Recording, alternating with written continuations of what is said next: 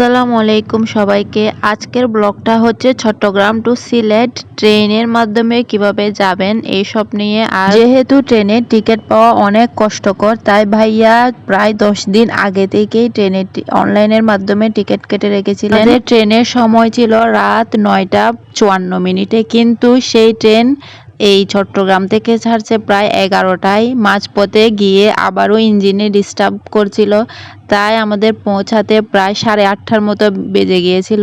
Station থেকে ফিরে এই দরগা গেট মানে হজরত শাহজালাল রহমতুল্লাহ আলাইহি এর মাজারের গেটের সামনে একটা হোটেল বুকিং নিয়ে আল আকসা প্রিমিয়াম হোটেলে আমরা মানুষ ছিলাম প্রায় 6 জন, তাই 3 বেডের এই রুমটাই নিয়েছিলাম। খরচ একটু বেশি হলেও রুমটা সবাই পছন্দ করেছিল। রুমে এসে সবকিছু দেখতেছিলাম ঠিকঠাক আছে কিনা। এখানে মোট 3টা বেড ছিল আর একটা ওয়াশরুম, টিভি ছিল, ওয়াইফাই ফ্রি ছিল, এইসব আর কি। তারপর ফ্রেশ হয়ে আমরা চলে গেলাম সকালের নাস্তার উদ্দেশ্যে। প্রায় তখন 10টা। নাস্তার পরেই চলে আসলাম এর পাশে হজরত শাহজালাল রহমতুল্লাহি আলাইহি এর রোজা এর সামনে।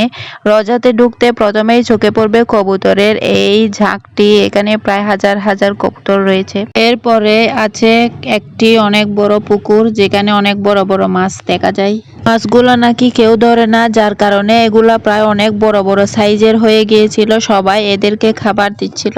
পরে আছে সেই অলির ব্যবহৃত একটি কূপ, যে কূপ থেকে তিনি পানি ব্যবহার করতেন। যদিও বা এই কূপটির পানি এখন কেউ ব্যবহার করে না, তবে সংরক্ষণ করে রেখেছেন তার ব্যবহৃত জিনিস মানুষকে দেখানোর জন্য। চারপাশে পাথর দিয়ে ঘেরা, মাঝখানে যে ছোট টিন দিয়ে দেখা যাচ্ছে ওইটাই হচ্ছে। পরে দুপুরে চলে গেলাম 5 ভাই হোটেলে লাঞ্চ করতে।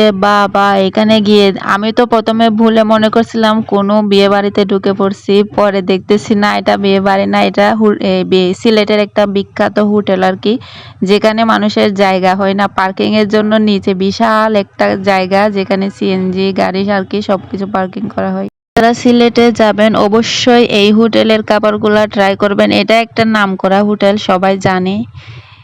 রিজনেবল প্রাইজের মধ্যে অবশ্যই এখানে ভালো ভালো খাবার পাওয়া যায়। মানুষ টেবিল থেকে খাবার খেয়ে উঠতে পারে না, অন্যরা এসে বুকিং দিয়ে চলে যাচ্ছে, এই একটা অবস্থা হোটেলের। আমরা প্রথমে ভাবছি জায়গা পাবো না, পরে দেখি একটা পেয়ে গেলাম।